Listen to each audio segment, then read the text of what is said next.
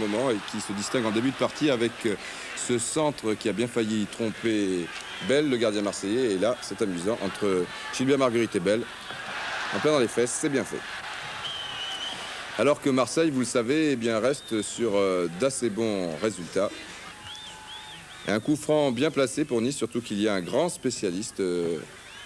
C'est le capitaine Carlos Curbelo. Là, c'est peut-être un petit peu loin. Feinte de Lefebvre et le ballon passe au ras du poteau. Mais de toute manière, Bell était encore bien placé. Et petit numéro encore entre Bell et Gilbert Marguerite, qui estime que le gardien marseillais avait touché ce ballon et donc que Nice méritait un corner. Nous sommes toujours dans le premier quart d'heure et Marseille va avoir 2 balles de but. La première extérieure du pied gauche de Bril pour Zanon qui est sur son bon pied. Amitrano a bien repoussé du point. La deuxième sera encore plus nette, le temps que Martinez et Blanc en terminent avec cette touche qui finalement sera pour Marseille, si l'on en croit le juge de touche. Donc quelques minutes plus tard, ça part toujours du Danois et ancien joueur d'Anderlecht, Bril.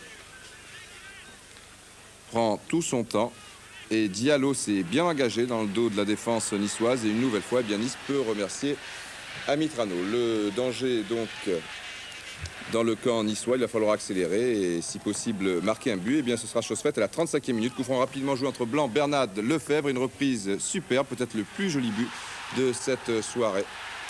Un but d'une rare pureté, une reprise du pied gauche magnifique du jeune espoir Fabrice Bedge. Voilà un but qui va faire plaisir à son père spirituel, Monsieur Vandini. Marguerite avait glissé.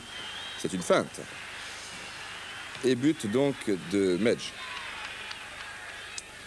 Toujours Nice sur sa lancée avec Marguerite qui relève de blessure et qui montre bien que Nice ne peut pas se passer de lui en ce moment en attaque. Mais tel un chat, bien Bell avait bien anticipé. Bell qui va connaître des petits problèmes ensuite. Joseph-Antoine Bell, que s'est-il passé à l'habitant alors des lacrymogènes, des jets de pétards, ça vous a vraiment gêné? Surtout des jets de piles électriques. Vous savez, ça c'est plus solide. Comme jette du pain ou des gâteaux, ça passe encore. Mais les piles électriques, ça peut blesser, c'est plus dangereux. C'est lamentable qu'au moment où on combat l'organisme dans toute l'Europe, qu'il y en ait qui s'amusent à imiter ça. Il y a des gens suffisamment fous pour imiter ça. Vous avez été aussi gêné dans la rencontre?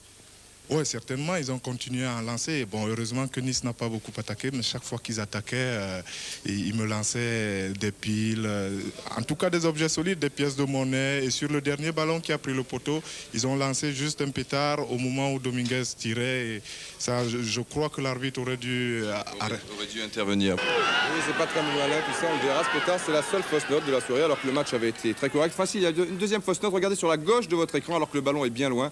Eh bien, un croc en jambe de Curbelo. Alors, à mon avis, en direct, cela semblait très volontaire et ce n'est pas beau du tout non plus. Dans le reste, finalement, dans l'ensemble, le match a été très correct, surtout pour un derby.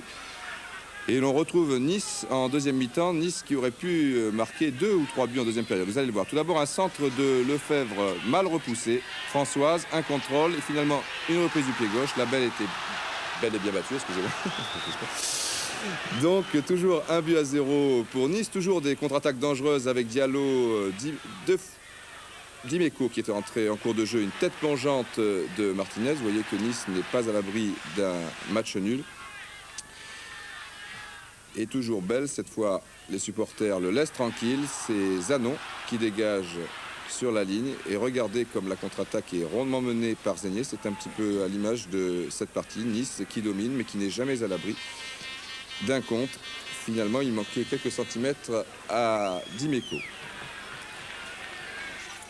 Il y aura un peu plus tard cette bonne accélération de Rico, toujours marqué de très près pourtant cette action par Zanon. Et une tête de Dominguez encore sur le poteau. Ensuite, il y aura un nouveau centre et Dominguez ratera légèrement sa reprise. Et puis en fin de partie, donc, dans les toutes dernières secondes, ce tir. Et vous voyez le pétard sur la droite qui aurait pu gêner, effectivement.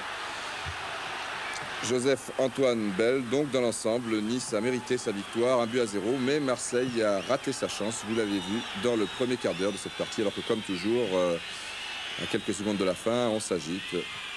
Mais M. Di Bernardo a tenu compte, pour une fois, c'est bien, c'est tout à son honneur, des arrêts de jeu. Ce n'est pas le cas de tous les arbitres.